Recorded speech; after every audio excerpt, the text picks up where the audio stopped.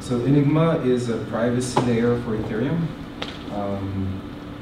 What it does is that it enables decentralized application to compute over encrypted data, and we'll go into the detail of exactly how it works.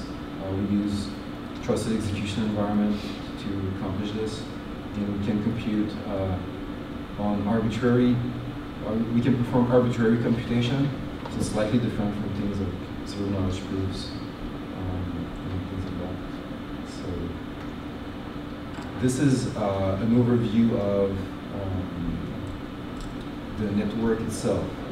I'm just going to go over this very fast. Victor already presented this in the morning, but ultimately the way it works is that we've created some client libraries that can be used in an application, for example, a GUI application, a web application, where inputs of a particular computation can be encrypted locally. Then those inputs are sent into the Enigma network, a network of workers, as you see here in the middle, to run in a secret contract. So suppose you have a secret contract for coin mixing, and you're trying to send your address, the address you want to send your coins to, then you would have a pre-deployed coin mixing contract. You will encrypt your address, and then locally, and then you would send that to the Enigma network, and a worker of the, or one or many workers on the network will perform the computation of the function that you're calling for the coin mixing. Once the computation is done, the encrypted input will go back to you as the caller, and you're free to decrypt it with your key. Nobody else can access them. And optionally, a secret contract function, which is our smart contracts again, can call an Ethereum function. And you might do that if you want to, after a secret computation, publish some aggregate, for example. So you can do that. This is kind of how it works, the protocol in general. Now, coin mixing. Coin mixing is sort of the first application that we're going live with, that we're building internally. Welcome. So the reason why we're focusing on this application is it's a great fit for our network. And we see that there's a problem right now with Ethereum transactions being public. Of course, when you transact with Ethereum, you use your wallet, which is pseudonymous, but there are more and more Ethereum dApps, and some of these dApps, I don't know, have KYCs and other things that de-anonymize you, and presumably if you de-anonymize yourself once, someone can easily analyze the chain and see who you are everywhere, so that's no good. So the solution is to, well, there are many, well, the easiest solution, and the one that we're focusing on today, would be to mix coins to hide to hide user history. So essentially the idea is that you would take your coins and you would send them to another address that is fresh and that cannot be repeated. Now, there are currently some coin mixing solutions. Even in the Ethereum ecosystem, there's been some Bitcoin coin mixing solutions for a while. But there are problems with it. First of all, there are centralized mixers, but these are, they don't have a great reputation, and you can easily see how they could be honeypot. Like you mix your coins in these centralized servers, these servers could easily know who you are, and you know, then they have a huge leverage against you. There are some decentralized mixers that are being built right now and released, but you know, a lot of it have problems, especially the ones around zero knowledge proof tend to be expensive and a bit more cumbersome. I think we're going to go into some of these specifically later in the presentation. And especially with these mixers, also like they may not be secure. So if I don't know if you guys, any of you guys are familiar with zero knowledge proof based mixers, but the way it works is you make a deposit, and then from that, after making that deposit, you receive a note, and that note certifies that you've made a deposit for a certain amount. But then whoever has that note, whether it's you or someone else, can withdraw that amount. So essentially, you have to keep that node safe, otherwise it's basically a blank check to anyone to withdraw that amount.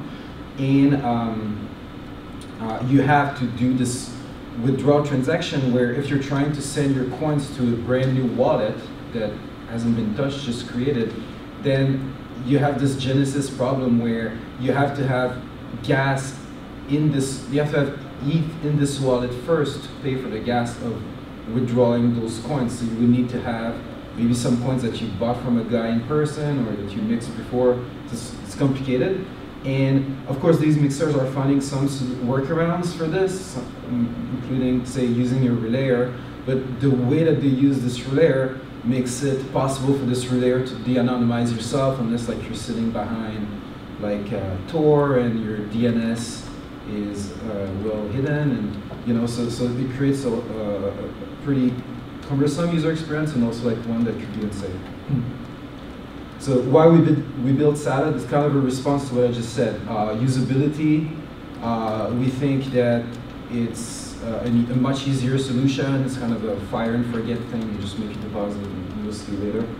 And the cost also, like, you know, zero knowledge proofs are expensive things and they require many transactions, including the withdrawal. And our Salad solution is basically a single transaction. So we're gonna make why do we choose to present this today with regards to the Enigma protocol? Because it demonstrates some key features of the protocol. It demonstrates how to use encryption libraries in secret contract, which is a use case that is going to come up for for most Enigma-related application. This idea of proxy encryption, and also it shows how to make Ethereum callback within secret contracts, which is also going to be a popular feature. So essentially, Salad is the product, an Enigma-based coin mixing. It's a coin join implementation. It's non-custodial and non-interactive. The non-interactive part is what I alluded to earlier, where you don't have to come back and make withdrawals, and you just make your deposit and you get your funds when it's ready. And it requires some thresholds. Basically, it requires that each, I call them deals, the coins that are being mixed within a group, I call them deals. So each deals require a certain number of participants, require a time interval, and so forth. So that's pretty much what the product is. Okay, so this is a demo. So I'm going to run this, and you can see the product, at least where it's at today. This is not part of it. It's a store animation. I think the voice is muted.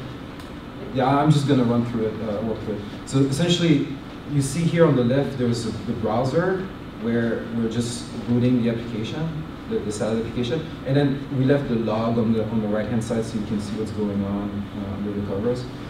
What it's doing right now is it's fetching a encryption key from the Enigma network in order to warm up the application in order to be able to work. It needs this encryption key to encrypt the user's deposits.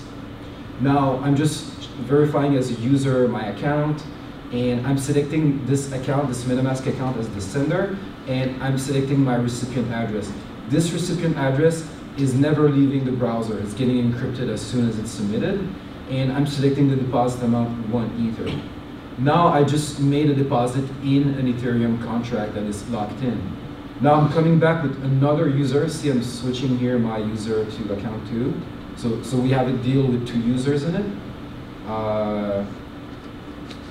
You know, now my sender is me, this other address I just picked, and then another recipient address, doesn't matter. Right now the amount is freeform, so we're picking 1, but really, like, we're going to make this amount kind of you know, you don't have to select it manually. So now, because this deal had a quorum of 2, so it required 2 participants to be executed, when the second participant made its deposit, that triggered the deal. So now the deal is being executed, and that's why, you know, there's more things going on. Now, what we see in here, and it's almost impossible to see, but essentially we see Enigma receiving the deal, decrypting the recipient addresses, and outputting some log message and mixing the deals. And now you saw the notification at the bottom saying the deal has been executed, essentially, which means that the deal has been executed on Ethereum. So after Enigma mixed the addresses, it also committed these addresses and the information about the deal on Ethereum, and the funds were distributed to the recipients. I know that was quick, but hopefully it made some sense. You can check it out and the code and everything on this repo. You know, that could be a good starting point when you're building an application. You know, again, it uses some key feature of Enigma. It has a web UI and all that. You know, it's useful. So how it works? Just going to summarize it because I tried to explain as it was running, but basically there's a deposit contract on Ethereum which holds the funds of the participant. So say there's 2 participants in a deal, each provide 1 Ether. First thing they're going to do is to deposit this 1 Ether on Ethereum. And then there's a secret contract which randomizes the recipient addresses. So they're going to take their address where they want to receive the fund, encrypt this, send that to an Enigma secret contract, and the secret contract is going to decrypt this and just shuffle it.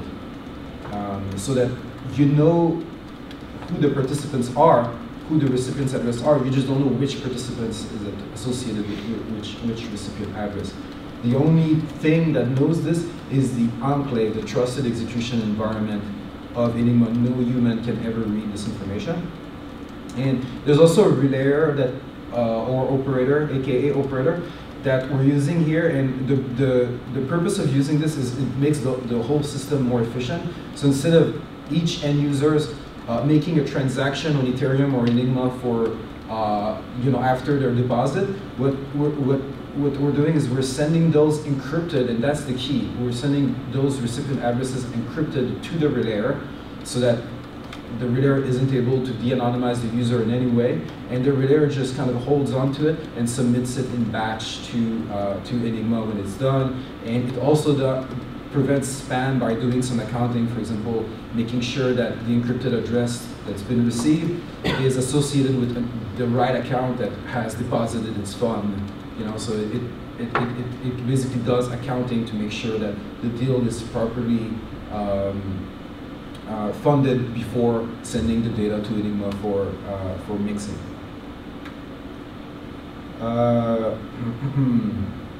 So this is like how it works, basically.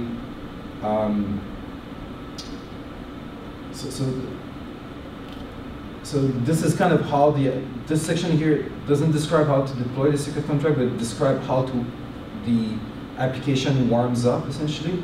So, well, yeah, it's 2 parts. So the key here is when the secret contract gets deployed, it generates a key. And that key is what is being used for encryption by the users who want to submit their deposit. So when the secret contract gets deployed, the key is generated. And then when the relayer comes online, it fetches the public key of this key pair and caches it and gives that to each user as a way to encrypt their recipient address. And the users of the system don't use that key directly to encrypt. We use like a Diffie-Hellman scheme where users generate their own key pair and then take the encryption public key, derive a key from this, and encrypt with that. So it's kind of, you know, this just describe like how the cryptography works at a high level. Point being that the recipient address is always encrypted until it reaches the enclave. Yeah, okay, so to go over the flow, how it works more specifically. So first, a user gets the public key from the relayer to encrypt the recipient address, as I just mentioned. Then the user sends his deposit to the Ethereum smart contract. Then the user encrypts its recipient address where the mixed coin should be sent and signs this and submits this to the operator. And this is what I was talking about, where we use a Diffie-Hellman and we do a local, perform local encryption of this recipient address to make sure that it's not known by anyone other than the user. This is all done locally using a client library that we built, JavaScript library. Then the operator receives those submissions, those deposits, and watches for the threshold to be met. So for example, if a deal requires 2 participants to execute, then if the operator receives one, it's going to first verify that the deposit is indeed in the smart contract, that the signature is valid, then it's going to wait for the second participant. That's what you saw earlier when I was using the system, and also when the deal kicked off after the second participant. And yeah, so when the conditions are met, essentially the operator is the one that submits the deal information encrypted to the Enigma secret contract.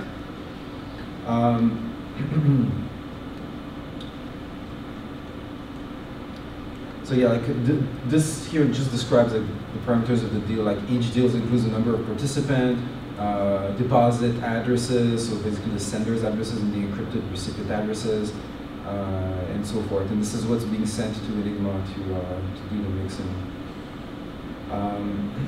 This section here is important. This is what happens in the secret contract when the mixing is being done. So remember, we just had our operator detecting that the new deal must be created. Then the operator sends the encrypted recipient addresses and the other deal information to the Enigma secret contract.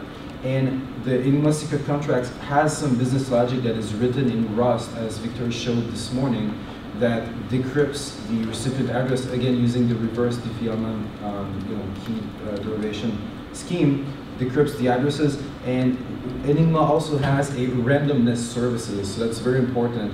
As part of the secret contract API, we provide a randomness service where one can get a random seed that is generated from the electric current that passes through the secure enclave. So basically like a randomness service that's quite safe and basically impossible to predict. So this is how we reorder the addresses using that randomness service over here. So once the work is done, like once the Enigma secret contract mixed those addresses, now no funds have been redistributed yet, right? Enigma isn't really capable of doing that on its own. So what happens is that Enigma has a function which is called an Ethereum callback. So after the addresses have been mixed, decrypted and mixed, the secret contract will perform a callback to an Ethereum smart contract, the same smart contract that holds the deposit, saying, hey, here are the ordered recipient addresses. And then the smart contract will verify, again, the parameters of the deals, will receive these ordered recipient addresses, and will then distribute the funds to these addresses after performing the correct verification to ensure that all the parameters of the deals are legitimate. So that kind of describes the workflow of the typical application. And you see here that the sensitive data were only available once when they were in the enclave. Everything that's happening outside of the enclave is either for the user's eyes only, its own data, or available publicly for the stuff that's been pushed to Ethereum, simply for the financial functionality that Ethereum has, distributing funds and so forth. And one thing that's important too, like to point out, is in this particular application, the enclave is trusted for privacy. Correctness is actually ensured by Ethereum itself, which means that, well, suppose it's impossible that an enclave will ever be corrupted, but let's suppose a theoretical attack that an enclave will be corrupted somehow. Then the worst that could happen is that the user addresses will be de-anonymized, not that funds will be stolen from the users. So there's just a characteristic of this application, and the kind of things to think about when you're using this system, like you have to think about the criticality of your data, and try to make things as correct by consensus as possible. Yeah, and there's also like this notion of gas. So like Enigma requires gas, and similar to Ethereum, but gas is paid in ENG, our own token. And there are different schemes there. Like, for example, in this particular case, we achieve economic abstraction because the relayer is kind of brokering the transactions. So for example, if a user mixes some ether, the UI will tell the user, okay, you're mixing 1 ether, you're going to receive 0.9999 or whatever, you know, the minus the cost of the transaction is, and that cost will be the cost of doing business for the operator. So the operator would programmatically would know how much ENG has to pay to submit this transaction to Enigma, and will, you know, take a cut from the user's deposit to cover this. So it's like full economic abstraction where users don't have to worry about owning ENG. And similarly, the worker, the Enigma node that performs the computation and commits the results back on chain, has to pay Ethereum gas for this. And similarly, he gets compensated in ENG, which covers his cost of doing business, which is now in ETH. So it's kind of the reverse dynamic for the worker. But, you know, the point being that there's sort of economic abstraction end to end there to manage the cost of this system. Yeah, so just a comparison here, essentially between like Salad and some ZK-based system. Like you can see, we've done some analysis on the gas costs, and we estimate that it costs about what, 5 to 10 times less in gas to mix a deal in Enigma than it would in this ZK-based system. A lot of it has to do with the cost of evaluating zero-knowledge proof on chain. And even if it's not for that, it also has to do with the fact that there needs to be a withdrawal transaction for each participant. While with Enigma, it's like a single distribution transaction. And there's also like usability differences. In a ZK-based solution, as I mentioned earlier, it's interactive, meaning that you make a deposit, you have to hold on to your ZK proof, like your node, and then submit that at a later point to withdrawal. And some of these implementations have taken some interesting workaround where you have to leave your browser window open for 24 hours, you know, and hope that it doesn't crash so that it can submit the key for you, right? So I'm not so sure it's going to work well. But in our case, in the case of Salad, all you have to do is basically make your deposit, and because of the sort of cryptography that we're using, everything can be automated, which means that this is not present in this transaction, but in this version, but in future version, what we're planning to do is having some sort of re-entry where maybe like each deposit each deals are done with fixed amount of say 0.1 ether, right? But let's say you want to mix 1 full ether. In a ZK solution, you would have to return 10 times and mix 0.1 ether 10 times interactively. But with this, what we're going to do is you make a 1 ether deposit, and the business logic in the system would be responsible for dispatching that across like 10 different deals without your intervention in a way that's secure. And that's interesting because we can also use this to, like, even perhaps before we do this, we can use this to create liquidity, where we can have liquidity provider that don't necessarily care about being anonymous, but they collect a reward, perhaps they share the fees. And what they would do is that they would provide liquidity to the system. So you would have these different liquidity provider that would provide liquidity to the deal to avoid cases where, for example, a whale tries to come in and de-anonymize people and so forth. So this non-interactiveness really helps us achieve a high level of liquidity in the system, which is challenging with these other solutions. And yeah, that's pretty much it, I think. Questions?